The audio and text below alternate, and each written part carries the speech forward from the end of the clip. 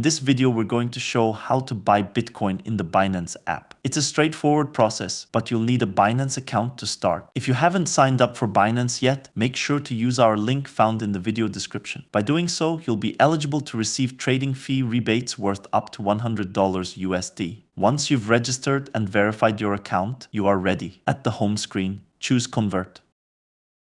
If it's missing, select More. Then select Edit to edit the shortcuts and scroll down till you find it. Select the plus sign to add it to the shortcuts. When you are finished, select Done. Now go back to the home screen and select the icon you just added. Now select the currency you wish to use for the purchase. Then add the currency you want to buy. In our case, we are looking to buy Bitcoin.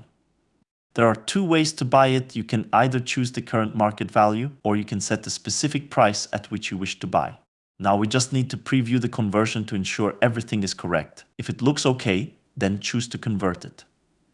Now you can go back to the home screen, choose Wallet and then Spot. Refresh your screen by dragging your finger downwards and you will see your recent purchase. That's it. If you have any questions, please don't hesitate to leave a comment below.